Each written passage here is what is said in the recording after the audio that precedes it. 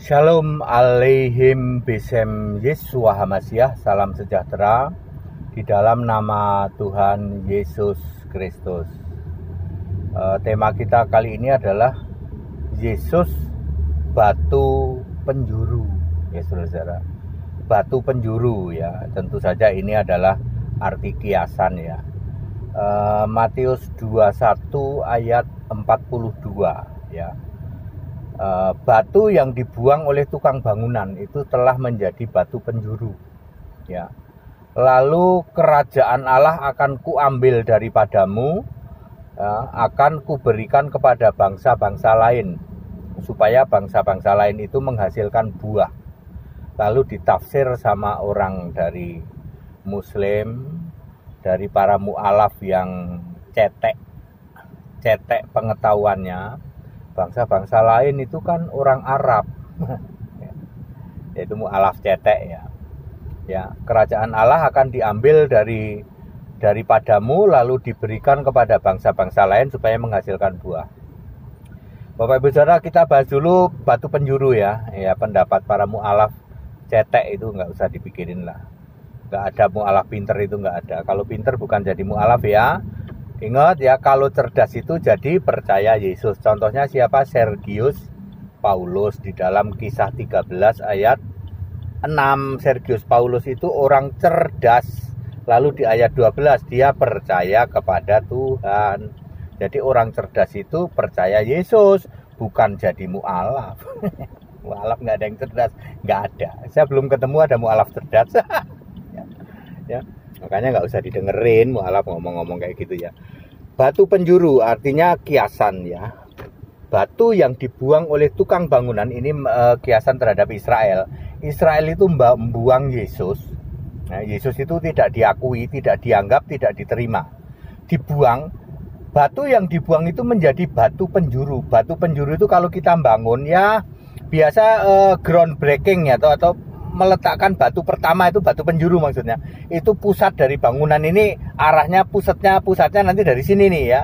Nanti ke sana, ke utara, ke sana, ke selatan, ke timur, ke barat gitu. Disebut batu penjuru, itu pusat dari bangunan lah, begitulah, ya. Jadi menjadi pusat. Batu yang dibuang oleh orang Israel, yaitu Yesus, akan menjadi pusat.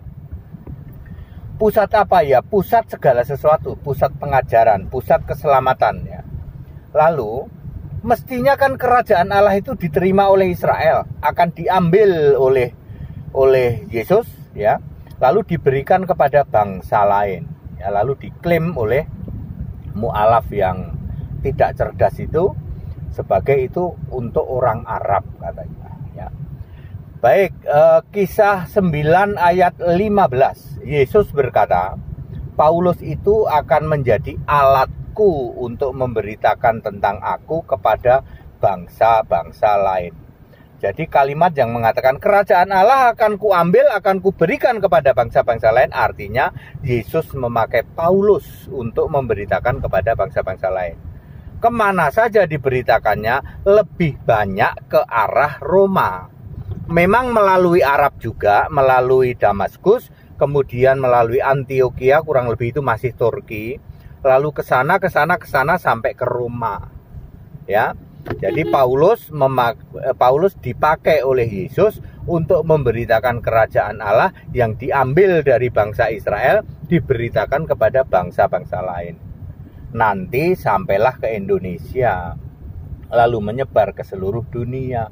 Itu maksudnya, bukan kok diklaim. Itu diambil dari Israel, dikasih ke bangsa Arab. Ya namanya juga mu'alaf, tidak cerdas. Ingat, ya, saya belum menemukan mu'alaf cerdas. Kalau mu'alaf ngeyel, mu'alaf ngotot banyak, ya. Tidak berdasarnya tafsir. Sudah jelas gitu kok. Aku mengambil kerajaan Allah, kuberikan kepada bangsa lain, sudah jelas gitu kok. Yesus memilih Paulus untuk dipakai menyebarkan Injil kepada bangsa-bangsa lain. Udah jelas gitu kok. Terus bangsa lainnya mana? Salah satunya Arab, yes. Karena ke Damaskus. Dan Paulus mengajar, memberitakan Injil di tanah Arab 3 tahun. Galatia 1 ayat 17. Itu sebabnya Paulus dibenci sama orang Arab. Gara-gara Paulus, Arab adalah negara atau wilayah kekristenan mula-mula, ya. Sampai ada syahadat segala itu kan karena Paulus, ya. Paulus lah yang menulis tentang syahadat, ya, syahadat Kristen Arab, ya, yang menulis tentang Allah, ya. Duluan orang Kristen nyebut Allah, ya. Paulus dengan sangat rinci bisa membedakan mana yang Allah, mana yang satu-satunya Allah, ya. Jadi begitu, ya. Jadi kerajaan Allah itu pemberitaan tentang kerajaan Allah, tentang kekristenan, tentang Roh Kudus, ya, diambil dari Israel, diberikan bangsa lain. Makanya di Israel sampai hari ini kekristenan persentasenya kecil di Israel, ya. Tapi di bangsa-bangsa lain menjadi sangat besar. Bahkan sejak adanya Paulus menyebarkan kekristenan, ya, belum pernah ada kekristenan tidak memegang jumlah terbanyak pengikut. Jumlah terbanyak pengikut adalah Kristen dari dulu, ya. Walaupun kalau dirinci lagi Kristennya ya Kristen abal-abal sih, ya, bukan Kristen Yesus Kristus, bukan.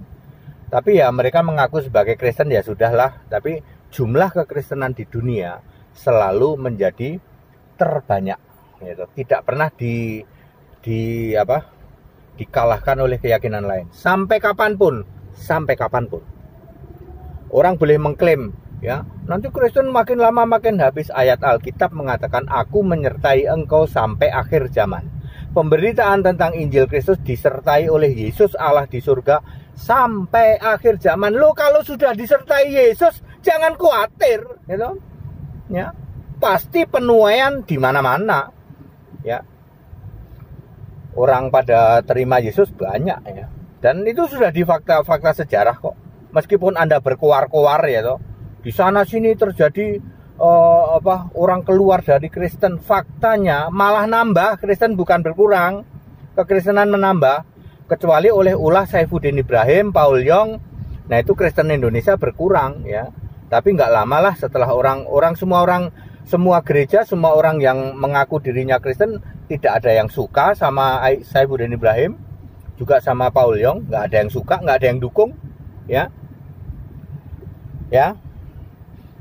Jadi clear. Jadi batu penjuru artinya Kristus menjadi pusat. Efesus 2 ayat 20. Pengajaran itu harus dari nabi dan dari rasul, dan Kristus sebagai batu penjuru. Jadi semua gereja harus kembali ke Alkitab, bahwa pengajaran itu dari nabi-nabi di Alkitab, ya. Terus rasul-rasul yang menulis kitab itu. Terus Kristusnya jadi batu penjuru. Artinya pusat segala pemberitaan kita itu Yesus Kristus, bukan Bapa. Menjadi masalah karena semua romo, semua pendeta beritanya Bapa. Bapa iblis diberitain. Sementara Yesus Allah tidak pernah diberitakan. Mobilnya mogok cuman sampai Yesus Tuhan. Mobilmu mogok, tidak pernah sampai Yesus Allah.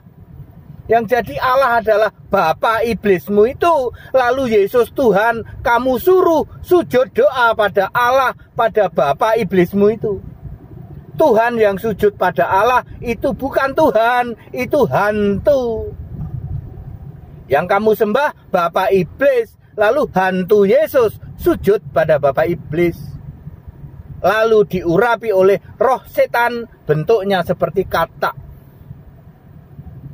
Ya, Bapak Ibu sekalian, jadi clear ya, batu penjuru, Yesus batu penjuru artinya Yesus Kristus menjadi pusat segala sesuatu.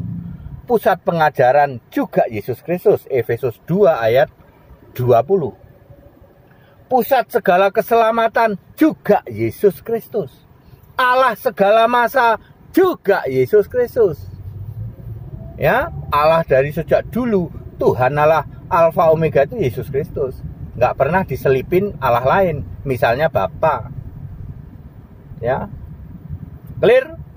Jadi batu penjuru artinya Yesus Kristus itu pusat, gitu. Pusat pengajaran, pusat keimanan, pusat ya segala sesuatu lah. Ya, dibuang oleh tukang bangunan oleh Israel. Yesus Kristus itu kan dibuang oleh Israel. Hanya sebagian kecil yang menerima Yesus Kristus di Israel sana. Dulu hanya 12 murid, tambah 70 murid, tambah 5.000 orang yang makan itu, tambah 4.000 orang, ya kurang lebih 10.000 orang.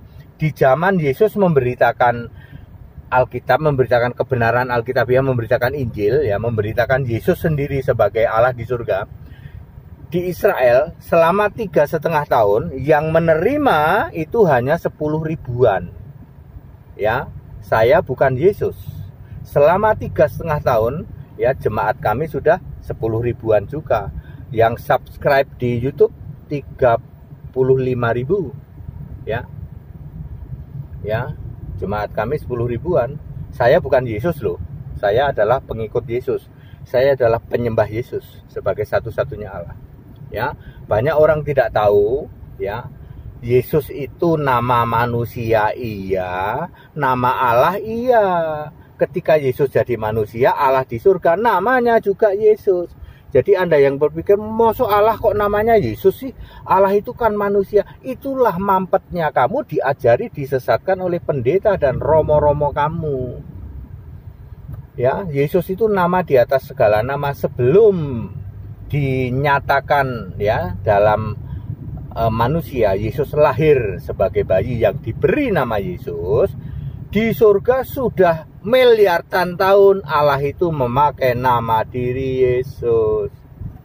Pak, kalau gitu kenapa ada Yesus Barabas, Pak? Itu dia yang akan saya bahas. Ya, di season berikutnya saya akan membahas Yesus Barabas ini siapa, Pak?